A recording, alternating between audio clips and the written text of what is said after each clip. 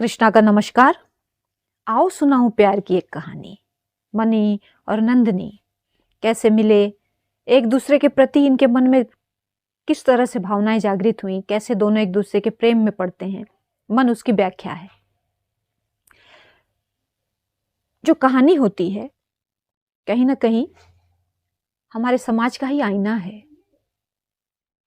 जो लेखक हैं, जो लेखिका हैं, जो स्टोरी टेलर हैं, कहीं ना कहीं प्रभावित तो होते हैं, कहीं ना कहीं से इस तरह की परिस्थिति शायद उन्हें देखने को, जानने को, सुनने को मिली होती हैं और उसी से प्रभावित होकर कल्पना के रूप में वो एक कहानी गढ़ते हैं और आप तक लेकर आते हैं।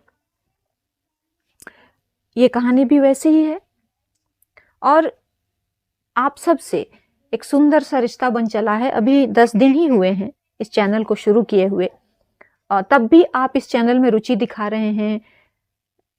व्यू, लाइक, कमेंट, सब्सक्राइब, ये सब चीज़ें तो हैं ही, है ना। इनकी भी आवश्यकता है कहीं ना कहीं आपके उत्साह के लिए। लेकिन अगर मेरे जो अजीज, मेरे जो दोस्त हैं, वो कहते भी हैं कि किसी भी चैनल को ग्रो करने के लिए कहना पड़ता है, इन चीज़ों को रिपीट करना पड़ता है, तभी सामने से लोग इन चीज़ों के प्रति कि लाइक करना चाहिए, कमेंट करना चाहिए, सब्सक्राइब करना चाहिए, सजग होते हैं। लेकिन हमारी सोच कुछ ऐसी है, हमने किया भी है पिछले सारे एपिसोड में, कई एपिसोड में हमने अपील की भी है। लेकिन अगर हमसे व्यक्तिगत रूप से पूछो तो हमारा कहना यही रहता है कि हमें आंतरिक रुचि नहीं इन बातों में, है ना। हम हमेशा ही क्वांटिटी पे हमारी रुचि कभी नहीं रही। सुधी श्रोता हूँ हमारे, जो समझते हैं हमारी भावनाओं को और प्रेम की भावना को।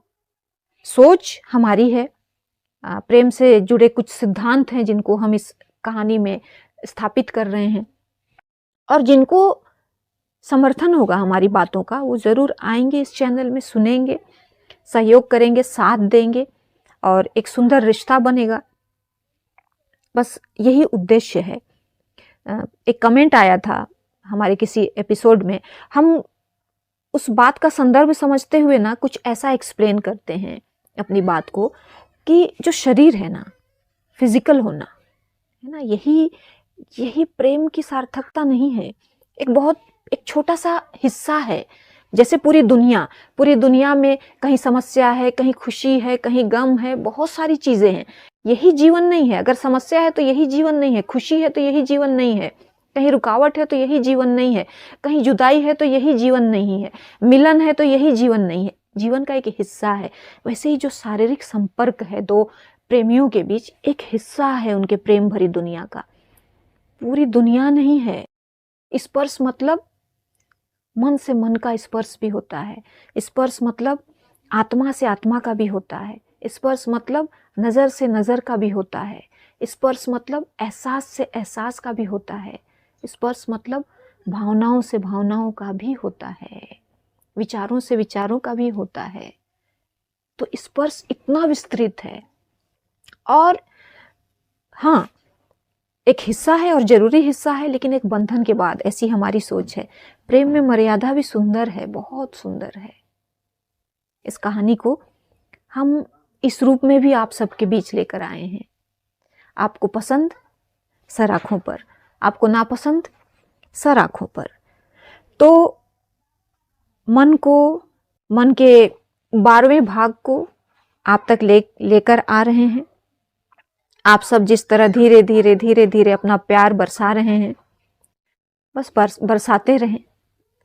संतुष्टि है ये हमारे मन की, आपका साथ, आपकी बातें, है ना, आपके प्रश्न, जैसे भी प्रश्न है, जो भी प्रश्न है। हम एक सार्वजनिक पटल पर हैं, हम ऐसा तो उम्मीद बिल्कुल नहीं करेंगे कि सारे प्रश्न, सारी बातें हमारे मुताबिक हों, बिल्कुल नहीं। तो एक कविता से आज के भाग की शुरुआत करते हैं। आप गौर करें, हमारी चुप्पियों में एक ही सदा है तुम्हारे नाम की। हमने जिस शिद्दत से तुम्हें चाहा है, अपनी जिंदगी भी कभी यूं पुकारी नहीं। जब से तुम्हें महसूस किया है, तेरे ख्यालों के बगैर एक पल गुजारी ही नहीं। तुम्हारे चेहरे का नूर, रौनक कायम रहे, जैसे अब यही एक फिक्र है। तुम्हारे आसपास ही सुकून का गुजर है, तुम्हें प्यार करना कितना आया है क्या पता, लेकिन तुमसे बेइंतहा प्यार है, समझने लगे हैं। तुम्हारे नाम का दर्द हंसकर सहने लगे हैं। एक छोर तुम्हारा, एक छोर हमारा, एक डोर से बंधने लगे हैं। खुली आंखों में भी ख्वाब तुम्हारे सजने लगे हैं। तुमसे दिल का हाल कहना आसान तो नहीं, तुमसे किया कोई रस्म वादा तो नहीं, फिर भी अब हर वजह की तुम ही वजह हो। और अब यही आरजू है, यही जुस्तजू है कि मोहब्बत तुमसे हो, बेइंतहा हो और बेवजह हो, कि मोहब्बत तुमसे हो, बेइंतहा हो और बेवजह हो। कृष्णा, तो पिछले भाग में हमने देखा मनी और नंदिनी के मन की उलझन, काव्या से मनी की बात, मुलाकात, काव्या किस तरह अपने मन का हाल बयां करके जाती है मनी को। मनी स्तब्ध है, उसे खबर नहीं थी काव्या के मन में उसके प्रति जो भावनाएं हैं उससे वो अवगत नहीं थी। काव्या से भी उसके 8 साल का अनुभव को सुन कुछ सीखती है और क्लब से निकलकर ऑफिस आती है। नंदिनी के केबिन में जाती है। नंदिनी से कहती है भैया ने बुलाया है, और राज के केबिन में जाकर मनी दरवाजा नॉक करती है। राज अंदर को बुलाते हैं दोनों को, और दोनों जाकर राज के सामने बैठ जाते हैं। राज मनी और नंदिनी से कहते हैं आज रात एक बिजनेस मीट है, तुम दोनों वहां चले जाओ, मेरी कुछ अर्जेंट मीटिंग्स हैं और इस बिजनेस मीट में जाना ज़रूरी है। इंडिया अब्रॉड से जितने भी टॉप के बिजनेस पर्सन हैं इस मीट में शामिल हो रहे हैं, हमारे फैमिली से कोई प्रेजेंट होना चाहिए वहाँ। मनी, मुझे पता है ऐसी गैदरिंग तुम्हें पसंद नहीं, लेकिन आज जाना पड़ेगा तुम्हें, कहते हैं राज। मनी, जी भैया हम चले जाएंगे, कहती है बहुत सहजता से। फिर राज नंदिनी की ओर देखते हुए कहते हैं नंदिनी, मैं चाहता हूँ तुम भी इस तरह के ओकेजन्स में जाओ, ताकि बिजनेस एरा में धीरे धीरे तुम भी फ्रेंडली हो सको, जान पहचान होनी चाहिए सबसे। नंदिनी भी सहमति से जी भैया कहती है। ऐसे ही इनके बातचीत के बाद अपने ऑफिस के गतिविधियों में आज का दिन गुजरता है। शाम में नंदिनी और मनी तैयार होकर बिजनेस मीट के लिए निकलते हैं। मनी बहुत स्मार्ट लग रही है, loafer, half shoes, jeans, blue check shirt और ऊपर brown blazer, mind blowing. Mani को देख नंदिनी कुछ पल ठीक ठाक जाती है। मनी की पर्सनालिटी थी ही शानदार, वही हाल मनी का है। नंदिनी लाइट ब्लू शूट में जैसे नीला रंग बरसा रही थी। नंदिनी बेहद खूबसूरत लग रही थी। कानों में मनी की दी हुई वही झुमके हैं, एक हाथ में कंगन, एक में घड़ी और मैचिंग फ्लैट सैंडल, दोनों ऊपर से लगभग साथ ही नीचे आते हैं। नीचे माँ और आरती दोनों हैं। मनी और नंदिनी को एक साथ देख दोनों मुस्कुरा देते हैं। दोनों माँ से, आरती से कुछ औपचारिक बातचीत करके बिजनेस मीट के लिए निकल जाते हैं। साथ सिक्योरिटी है, लेकिन दूसरी गाड़ी में। मनी अपनी गाड़ी में खुद ड्राइव कर रही है, नंदिनी बगल में बैठी है। गंतव्य स्थल पहुंचते हैं दोनों और उतर जाते हैं। सिक्योरिटी गार्ड के साथ जैसे हमेशा महेश भैया होते हैं। गाड़ी खड़े होते ही महेश भैया आकर गाड़ी को पार्किंग की ओर ले जाते हैं और मनी और नंदिनी दोनों हॉल में साथ एंटर करते हैं। काफी लोग मनी को जानते हैं, ऑलमोस्ट सारे लोग। दरवाजे से ही मुलाकातों का दौर शुरू हो जाता है। मनी जिससे भी मिलती है उनसे नंदिनी का भी परिचय कराती है। इसी तरह दोनों आगे बढ़ते जाते हैं। मुलाकातों का दौर जारी है। लोग बिजनेस के अलावा मनी से अपनी उसकी राइटिंग और उसके काम की चर्चा कर रहे हैं, तारीफ करते जा रहे हैं। मनी भी सहजता, विनम्रता से हमेशा की तरह सबको रिप्लाई कर रही है। नंदिनी हमेशा सरप्राइज होती है इस बात से कि मनी जहाँ जाती है अपने आप उस माहौल में खुद को ढाल लेती है। भले अंदर से वो जैसा फील करे, बाहर सामान्य रहती है, एक परफेक्ट परफॉर्मर। स्टेज में, जैसे यहाँ एक परफेक्ट बिजनेस पर्सन। अच्छा लगता है नंदिनी को, मनी को ऐसे देखना। तभी वहाँ कुछ लड़के लड़कियां आ जाते हैं, शायद बिजनेस से ही जुड़े हैं, इनकी फैमिली आई होगी बिजनेस मीट में, तो ये भी साथ होंगे। सभी मृणाल सिंह से फ़ोटो लेना चाहते हैं। मनी हमेशा की तरह सबके साथ फ़ोटो क्लिक कराती है। नंदिनी देखती है और थोड़ा आगे जाकर एक चेयर लेकर बैठ जाती है। मनी की नज़र में नंदिनी है, लेकिन तस्वीर लेते लेते उसका ध्यान पड़ता है। इधर बिजी हो जाती है मनी, और उधर कहीं से सागर को दिख जाती है नंदिनी। वो भी था इस बिजनेस मीट में। नंदिनी को देख, वो भी अकेली बैठी नंदिनी को देख तुरंत पहुंचता है उसके पास, जैसे सागर को बिन मांगी मुराद मिल गई हो। और जाते ही हेलो मिस नंदिनी कहता है, व्हाट ए प्लेजेंट सरप्राइज, मुझे तो उम्मीद ही नहीं थी आपसे मुलाकात होगी, कहते हुए एक चेयर खींच कर बैठ जाता है उसके पास। नंदिनी उसे देखती है, औपचारिक है। हेलो मिस्टर सागर कहती है। तो सागर कहता है, कुछ लेंगी आप मिस नंदिनी, लाऊं आपके लिए? नो थैंक्स कहती है नंदिनी। तो सागर, अरे आप फॉर्मेलिटी कर रही हैं, कहता हुआ वेटर को बुलाता है और एक सॉफ्ट ड्रिंक लेकर नंदिनी को देता है। मिस नंदिनी, आप तो भूल ही गई, शिकायत के लहजे में, हमें कम से कम अपना नंबर तो शेयर कर दें ताकि कभी बात हो हमारी।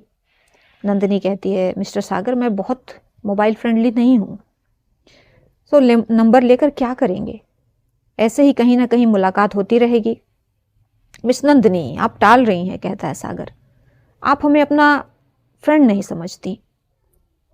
इस तरह से जैसे सागर अपने आप को ऐसे अभिव्यक्त कर रहा है जैसे बहुत प्रगाढ़ता हो नंदिनी से।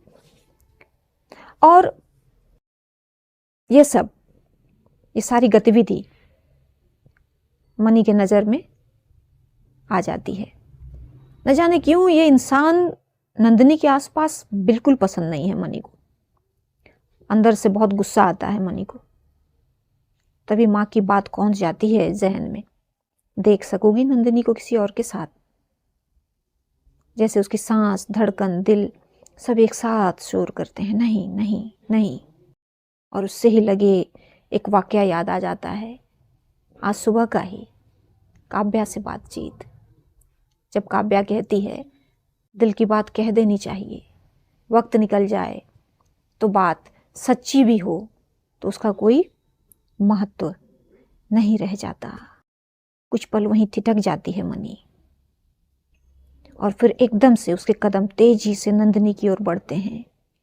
नंदिनी के पास जाकर सागर की ओर देखती भी नहीं, नंदिनी का हाथ पकड़ लेती है, उसकी उंगलियों में अपनी हथेलियों को लॉक कर लेती है और बस इतना कहती है, नंदिनी चलो।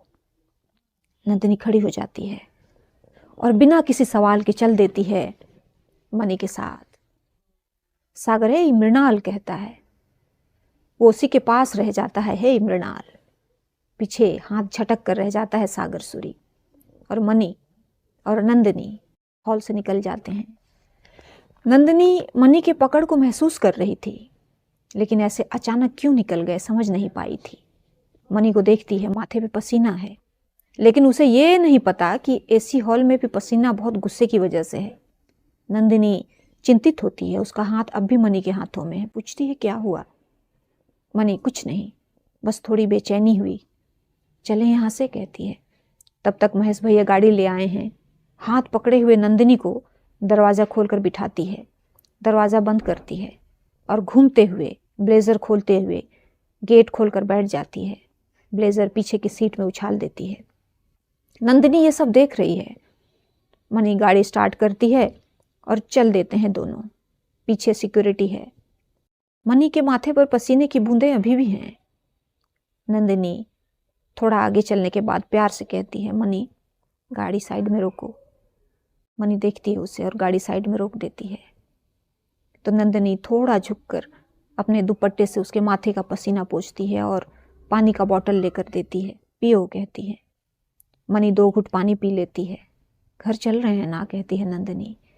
मनी ना में सर हिलाती है। नंदिनी कुछ नहीं कहती। मनी की बेचैनी को महसूस कर रही थी। मनी की तबीयत को लेकर वो फिक्रमंद थी। करीब 15 मिनट में ड्राइविंग के बाद दोनों एक 5 स्टार होटल के अंदर जाते हैं। वैसे ही गाड़ी से उतरते हैं और दोनों होटल के अंदर आते हैं। महेश भैया आकर गाड़ी को पार्किंग एरिया की ओर ले जाते हैं। हाँ, गाड़ी से उतरते हुए नंदिनी ने अपने बैग के साथ मनी का ब्लेजर भी ले लिया था। मनी रिसेप्शन में जाकर बात करती है और दोनों होटल के लॉन में उतर जाते हैं। ये होटल हिल व्यू है। दोनों जहाँ हल्की दुधिया रोशनी है, एकांत है और सुकून, नंदिनी को लेकर वहाँ जाती है। दोनों बैठ जाते हैं वहाँ। नंदिनी कोई सवाल नहीं कर रही है, बस बह रही है मनी के साथ। उसकी नज़र बस मनी पे ठहरी है कि वो ठीक है ना। नंदिनी पूछती है, मनी क्या हुआ, ठीक हो ना? मनी हाँ कहती है, लेकिन एक सोच लगातार जारी है मनी के अंदर। वेटर आता है, नंदिनी से पूछती है, मनी क्या लोगे आप? तो नंदिनी कहती है, तुम्हें जो पसंद है मंगा लो। मनी कुछ लाइट ऑर्डर करती है और पहले लेमन सोडा लाने को कहती है। वो जल्दी आ जाता है। नंदिनी और मनी पीने लगते हैं।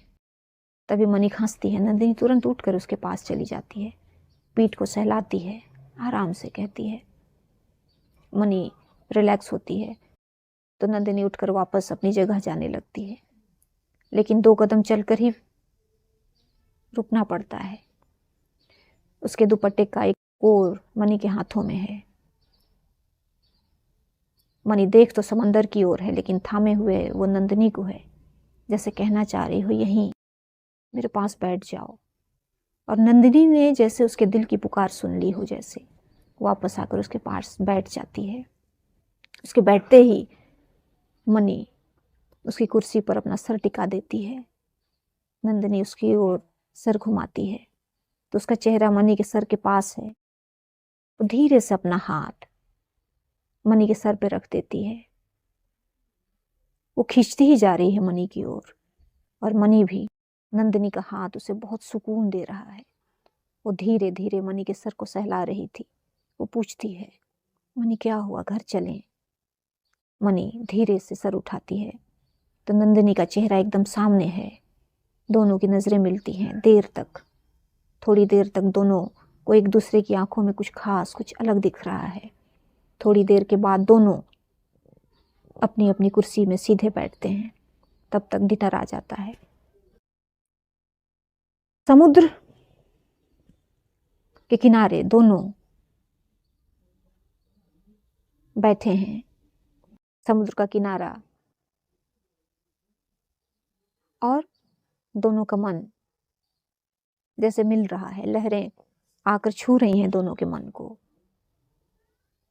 ठंडी हवा चल रही है। नंदिनी ब्लेजर लेती है और उठकर मनी के पीछे चली जाती है।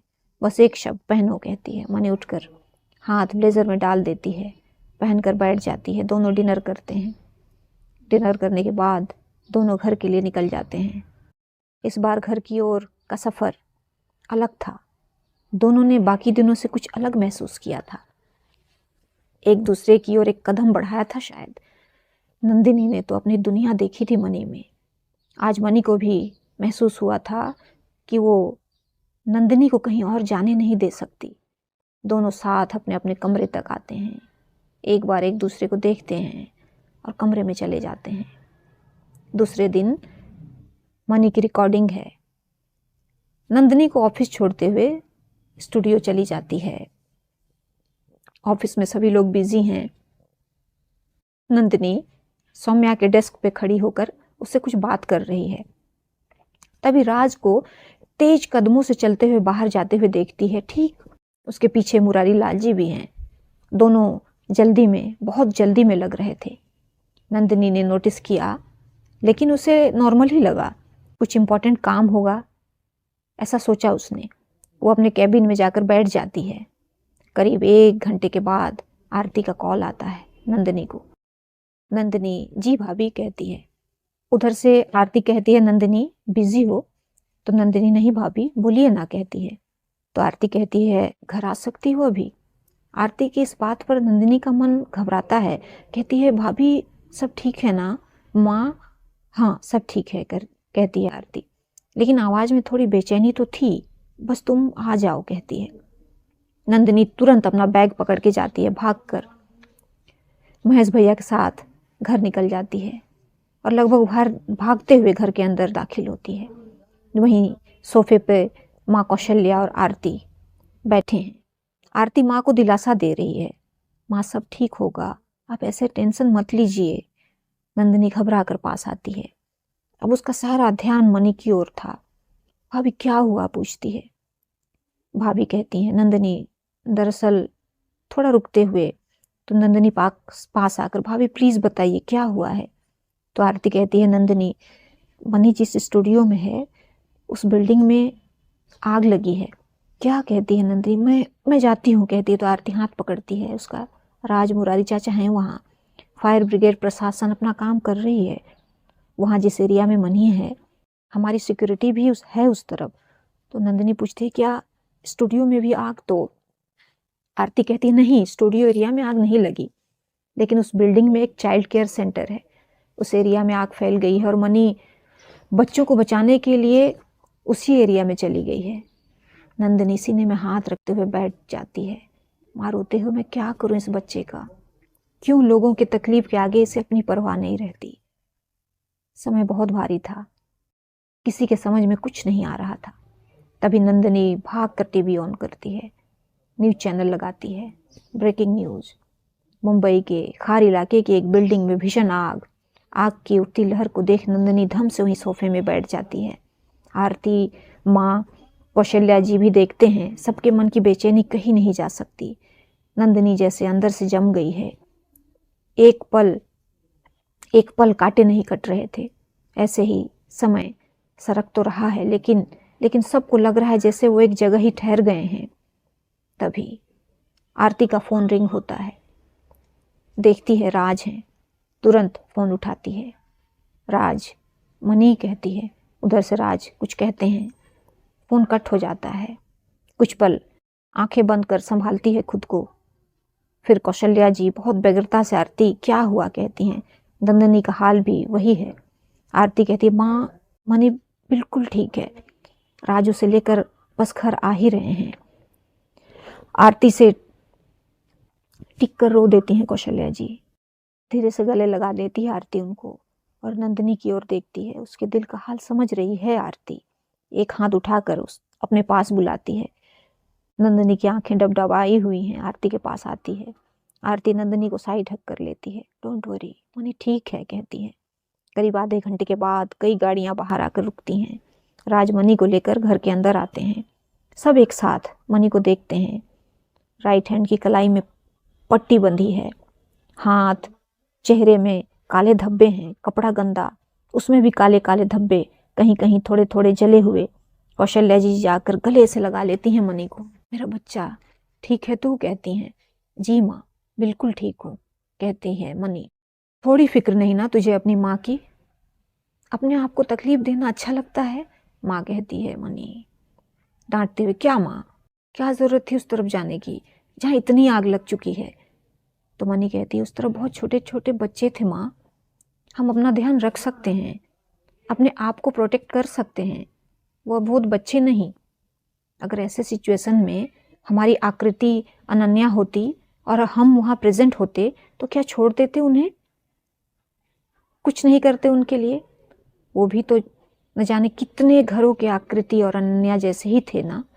जैसे आकृति अनन्या हम सब की जान है, उनसे भी तो किसी का जान, किसी का केयर, किसी का परवाह जुड़ा है। वो भी किसी घर का रोशन चेहरा है। ऐसे कैसे छोड़ देते? मनी की बातें सुन सबका दिल भर जाता है। कौशल्या जी मनी को फिर से गले लगा लेती हैं और पूछती हैं, वो बच्चे ठीक है ना? तो मनी, हाँ सारे बच्चे बिल्कुल सेफ हैं कहती है मनी। सब राहत की सांस लेते हैं। कौशल्या जी बहुत गौर से मनी के पूरे शरीर को सहलाती हैं, गौर से देखती हैं, कहीं ज़्यादा चोट तो नहीं है। मनी भांपते हुए कहती है, माँ ठीक है हम, बस थोड़ी सी यहाँ कलाई में लगी है, वो भी थोड़ी सी लगी है। ऐसा कह माँ को, परिवार के सभी सदस्य को और हाँ बिना जताए नंदिनी को सांत्वना दे रही है मनी। आरती भी पास आती है, कहती है पता है कितना डरा दिया तुमने हम सबको। मनी उन्हें भी हक कर लेती है और कहती है हम चेंज कर लें। सब हाँ में सिर हिलाते हैं। मनी ऊपर कमरे में जाती है, सब इधर उधर अपने काम में लग जाते हैं। तभी मनी का दरवाज़ा धीरे से खुलता है। न जाने क्यों, मगर हमेशा की तरह मनी ने इस बार दरवाज़ा बंद नहीं किया था, जैसे इंतज़ार था उसे किसी का। कमरे में धीरे से नंदिनी दाखिल होती है। बिस्तर के पास ही खड़ी थी मनी, पलटती है, नंदिनी को देखती है। नंदिनी जैसे अपने वश में नहीं थी, भाग कर जाती है और मनी से लिपट जाती है। उसने बहुत जोर से अपनी बाहों में घेरा है मनी को। आंखें बंद होती हैं तो कुछ बूंदें मनी के कंधे पर बिखर जाती हैं। मनी भी धीरे से अपने बाएं हाथ से थाम लेती है नंदिनी को। कुछ पल ऐसे ही दोनों एक दूसरे की बाहों में एक दूसरे को महसूस करते हैं। ऐसा नहीं था कि मनी को तकलीफ नहीं थी, हाथ में जलन तो थी ही और शरीर में भी कहीं कहीं, लेकिन अभी राहत महसूस कर रही थी, जैसे जलन में किसी ने कुछ ठंडा सा मरहम रख दिया हो। फिर ऐसे ही एहसास होता है नंदिनी को, उसने मनी को बहुत जोर से पकड़ा है। वो गिरफ्त से एकदम से छोड़ते हुए अलग होती है मनी को और मनी के सामने खड़े हो जाती है। मनी धीरे से नंदिनी को देखते हुए कहती है हम ठीक हैं। नंदिनी कुछ नहीं कहती, पलट कर जाने लगती है। कुछ कदम आगे बढ़े ही होंगे कि रुक जाती है और दुपट्टे के एक छोर को थाम लेती है कि कोई दुपट्टा ढलने लगा था, क्योंकि एक छोर मनी के हाथों में थे, उसी जख्म वाले हाथ में। कुछ देर दोनों ऐसे ही खड़े रहते हैं। नंदिनी सामने की ओर देखते हुए थोड़ा सा मुस्कुरा देती है, फिर कहती है चेंज करके नीचे आओ, लंच के लिए सब वेट कर रहे होंगे। मनी धीरे से दुपट्टा छोड़ देती है। नंदिनी कमरे से बाहर चली जाती है। मनी चेंज करके नीचे आती है। तभी टेबल पर बैठे हैं, मनी का वेट कर रहे हैं। मनी भी अपनी जगह पर आकर बैठ जाती है। कौशल्या जी अपनी चेयर मनी के पास लगा लेती हैं। खाना सर्व होता है। दाहिने हाथ में चोट है, इसलिए मनी को अपने हाथों से खिलाने लगती हैं। थोड़ी देर पहले जो तूफान खड़ा हुआ था घर में, अब शांति है। सबके चेहरे में फिर से शांति है। इसी तरह आज का दिन और इसके साथ ही और भी कुछ दिन गुजरते हैं। एक रात मनी घर देर से आती है, बहुत ज़्यादा नहीं, थोड़ी देर से, लेकिन घर के बाकी सदस्य डिनर करके अपने रूम में हैं। सिंह मेंशन में एक प्रॉपर रूटीन फॉलो किया जाता है। आरती और कौशल्या जी को पता है नंदिनी संभाल लेगी। मनी आती है, नंदिनी टेबल पर खाना लगाती है। उसने तपन भैया और किचन के बाकी स्टाफ को भी भेज दिया है आराम करने। मनी को खाना सर्व करती है, उसके पास के चेयर में बैठ जाती है और मनी से बिना बोले कुछ रोटी का टुकड़ा तोड़ मनी को एक एक कर खिलाने लगती है। मनी चुपचाप खाने लगती है, फिर धीरे से पूछती है आपने खाया? नंदिनी खा लूंगी कहती है। तो उसी के हाथ को जो उससे खिलाने के लिए आगे बढ़े थे नंदिनी के, उसकी ओर अपने बाएं हाथ से पलट देती है। उसके मुंह पे नंदिनी धीरे से मुंह खोलती है और खा लेती है। ऐसे ही बिना शब्दों के दोनों के बीच बेहद खूबसूरत लम्हे की लड़ी बन रही है, जिसे दोनों गहराई से महसूस कर रहे हैं। खाना खत्म करके दोनों अपने अपने कमरे में चले जाते हैं। अगले ही दिन की रात सब एक साथ डिनर टेबल पर बैठे हैं, साथ डिनर कर रहे हैं। मनी के हाथों की पट्टी खुल गई है, लेकिन जख्म सूखा नहीं है। हाथों में हल्की पट्टी अभी भी है। माँ खाना खिला रही हैं। डिनर ऑलमोस्ट खत्म होने को है तो मनी राज की ओर देखते हुए कहती है भैया कुछ दिनों के लिए ऑस्ट्रेलिया जाना होगा। तो सुनते ही माँ कहती है अच्छा, तो अब मुझसे बात नहीं बनी तो भैया से सिफारिश की जा रही है। माँ कहती है मनी। राज हंस देते हैं। नंदिनी सुन रही है सब। तो माँ कहती है नहीं, मतलब नहीं, अभी नहीं, अभी तुम्हारी चोट पूरी तरह ठीक नहीं हुई है कहती हैं। तो मनी राज की ओर देखती है कि अब आप ही कुछ कीजिए। राज माँ से कहते हैं माँ उसे जाना तो होगा, आपको पता है ना उसके टूर के एग्रीमेंट बने होते हैं, ऐसे कैंसिल नहीं किया जा सकता। हाँ कुछ दिनों के लिए पोस्टपोन किया जा सकता है, ये अलग बात है। कौशल्या जी कहती हैं जानती हूँ, नहीं रोकूंगी, लेकिन अभी नहीं, आगे कुछ दिनों के लिए पोस्टपोन कर दो, फिर चले जाना, नहीं रोकूंगी, लेकिन उससे पहले इसे मेरी एक बात माननी होगी, फिर नहीं रोकूंगी। जी आप बोले माँ, कहती है मनी। डिनर के बाद सब मेरे रूम में आओ। नंदिनी को देख, नंदिनी तुम भी। उठती हैं और अपने रूम की ओर चली जाती हैं। सब एक एक कर माँ के रूम में जाते हैं, सोफे पर बैठ जाते हैं। माँ सिंगल सोफे में बैठी है, राज और मनी एक सोफे में, नंदिनी और आरती एक सोफे में। कुछ पल की चुप्पी, फिर माँ कहती है आरती तुम राज के साथ बैठ जाओ, मनी तुम नंदिनी के पास। माँ की बात थोड़ी अप्रत्याशित थी, लेकिन सबने आदेश का वैसा ही पालन किया। माँ आरती और राज को देखती हैं, हल्का सा नजर उठाती हैं, जैसे पूछ रही हूँ क्या करूँ, बात शुरू करूँ। राज और आरती को शायद वो बात मालूम है जो माँ कहना चाहती हैं, जैसे दोनों स्वीकृति देते हैं। आपका आदेश हमारे तो सर आंखों में। अब माँ मनी और नंदिनी को देखती हैं और कहती हैं मुझे लगा आगे से तुम ही बोलोगे, लेकिन नहीं, तुम्हें तो कुछ बोलना नहीं है। अब क्या नहीं बोलना है ये अगले भाग में सुनते हैं। तब तक साथ रहें। शुभ विदा।